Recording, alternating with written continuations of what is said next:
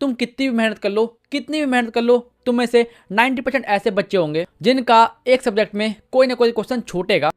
और अगर वो टीचर दूसरे बेंच पे, तो भाई तुम्हें इंतजार बिल्कुल नहीं करना है।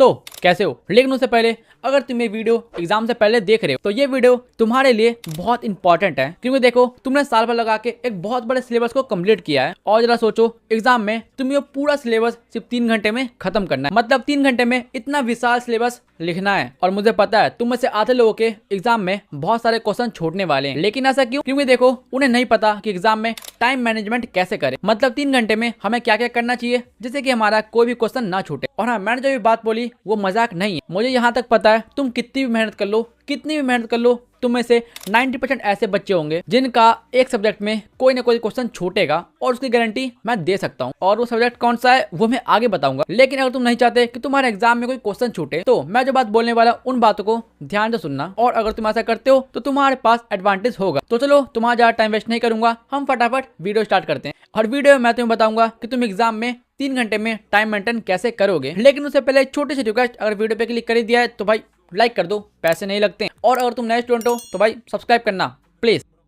तो चलो, सबसे पहले मैं तुम्हें बताता हूँ तुम्हें एग्जाम में एमसीक्यू में कितना टाइम देना है और ओएमआर भरने में तुम्हें कितना टाइम देना चाहिए। तो देखो, एक बात मैं बोलने वाला हूँ, उस बात को गांठ बांध के ध्यान रखो। मैथ को छोड़ के तुम्हारे जितने भी एग्जाम है, Hindi, English, Sanskrit, SST, science, इन सभी के एमसीक्यू तुम्हें कम से कम 40 से लेके 45 मिनट के अंदर सॉल्व करने पड़ेंगे। और मैंने बोला अंदर करने पड़ेंगे, मतलब 30 मिनट में कर दो या 35 मिनट में कर दो, ये अच्छा होगा। क्योंकि देखो ये सारे सब्जेक्ट में सिर्फ थ्योरी होता है, सिर्फ थ्योरी, जिसे भरने में ज्यादा टाइम नहीं लगता। और ये सुनने के बाद तुम बोलोगे, अबे पागल है क्या, हमारे पास 3 घंटे हैं। 3 घंटे में से 1.5 घंटे हम देंगे एमसीक्यू में और 1.5 घंटे देंगे सब्जेक्टिव में। और ऐसा जो भी सोचता है तुम पागल हो। सच में मुझे पता है तुम सब्जेक्टिव को हल्के में ले रहे हो। लेकिन एक बात मैं अभी बोल दूं, अगर तुमने एमसीक्यू भरने में 1 से लेके 1.5 घंटा लगा दिया तो तुम मुझसे आज लिखवा के ले लो, तुम्हारे एग्जाम में बहुत सारे क्वेश्चन छूट जाएंगे। नहीं, मैं मजाक नहीं कर रहा हूँ। अगर तुम्हें विश्वास नहीं हो रहा तो जाओ ट्राई करना एग्जाम में। तो ठीक है, हम मुद्दा पर आते हैं। तो देखो, मैंने बोला था तुम कम से कम 35 से लेकर 40 मिनट के अंदर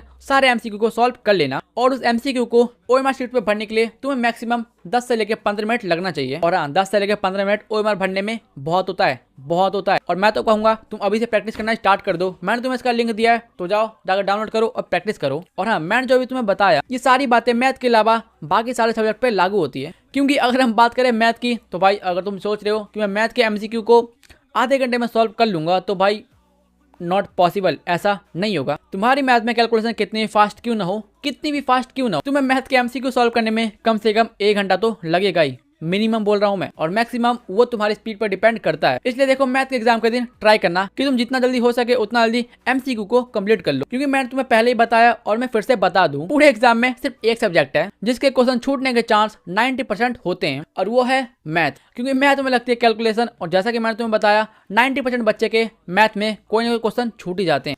और उसका सार्थक उदाहरण मुझे देख लो तुम। मेरे मैथ में 2 लॉन्ग क्वेश्चन छूट गए थे, इसलिए भाई 10 नंबर तो मेरे ऐसे ही कट गए। इसलिए मैंने जो गलती की तुम्हें वो गलती नहीं करना है। ट्राई करना कि मैथ के एमसीक्यू को तुम जितना जल्दी कंप्लीट कर सकते हो उतना जल्दी करो, जिससे कि तुम्हें जो एक्स्ट्रा टाइम मिलेगा वो टाइम तुम सब्जेक्टिव में दे पाओगे। तो ये बात की हमने मैथ के बारे में। लेकिन अब हम बात करते हैं बाकी अदर सब्जेक्ट के बारे में। और हाँ, जैसे कि मैंने तुम्हें बताया, ये जो बाकी अदर सब्जेक्ट है इनके एमसीक्यू कंप्लीट करना और ओएमआर भरने में कम से कम तुम्हें 1 घंटा लग जाना चाहिए। हाँ, इतना बहुत है, लेकिन इससे ज्यादा मत देना। क्योंकि देखो, मैथ में होती है कैलकुलेशन ज्यादा, लेकिन इन सब्जेक्ट में तुम्हें लिखना ज्यादा पड़ता है। और मैं तुम्हें बताऊं तुम्हें सबसे ज्यादा कहाँ लिखना पड़ेगा, SST, Hindi, science, Sanskrit, English, मतलब सभी सब्जेक्ट में। इसलिए देख लो, सारी चीजें डिपेंड करती है एमसीक्यू पे। तुम जितना जल्दी ऑब्जेक्टिव बना लोगे तुम्हें उतना टाइम एक्स्ट्रा मिलेगा, और जितना एक्स्ट्रा टाइम मिलेगा तुम उतना ही टाइम सब्जेक्टिव में दे पाओगे, जिससे कि तुम्हारा क्वेश्चन छूटने का चांस बहुत कम हो जाएगा। तो ये तो मैं तुम्हें बता दिया कि तुम्हें लिखने में कितना टाइम देना है। लेकिन अब मैं तुम्हें बताता हूँ कुछ छोटी छोटी बातें जहाँ पर लोगों के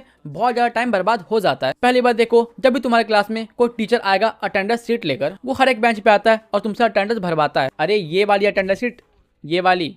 और तुम्हें पता है कुछ लोग क्या करते हैं, अभी टीचर अटेंडेंस शीट लेके 2 बेंच आगे खड़ा है, लेकिन कुछ लोग अपनी कॉपी बंद कर देंगे और ऐसे इंतजार करते हैं कि सर हमारे पास आएंगे तो हम भर देंगे, उसके बाद फ्री होकर लिखेंगे। नहीं, ऐसा मत करना, क्योंकि अटेंडेंस शीट भरने में एक बच्चे को कम से कम 5 मिनट लगता है। और अगर वो टीचर दूसरे बेंच पे, तो भाई तुम्हें इंतजार बिल्कुल नहीं करना है। तुम अपना एग्जाम दो, जब वो टीचर तुम्हारे पास आएगा वो तुम्हें खुद बोलेगा, अबे ओ चल एग्जाम बंद कर, फटाफट भरी से, तो तुम 5 मिनट लेके इसे पढ़ना और उसके बाद अपने एग्जाम लिखना स्टार्ट कर देना। और हाँ, अच्छा होगा जो मैंने तुम्हें समझाया वो तुम समझ चुके हो। क्यों भाई, समझ में आया? दिमाग में घुसा सीधा, मतलब आ गया होगा। तो ठीक है, अगर समझ में आ गया तो आज की वीडियो के लिए इतना ही रखते हैं। मैंने जो तुम्हें बोला कि तुम्हें कहाँ ज्यादा टाइम देना चाहिए, कहाँ कम टाइम देना चाहिए, तुम उस बात को फॉलो करना। अगर तुम्हें अच्छे नंबर चाहिए तब फॉलो करना, लेकिन अगर तुम सोच रहे हो कि मैं बस पास हो जाऊं तो भाई मत करना, तुम्हारी मर्जी है। तो ठीक है, मिलेंगे नेक्स्ट वीडियो में। लेकिन उससे पहले यहाँ पे वीडियो देख रहे हो और लाइक करना भूल गए हो तो बहुत गंदे इंसान हो तुम, इसलिए लाइक करो। और अगर तुम नए स्टूडेंट हो तो भाई वो सब्सक्राइब का बटन है ना, उसको दबा दो, उसमें पैसे नहीं लगते हैं, वो बिल्कुल फ्री होता है, तो दबा दो। और जाते आते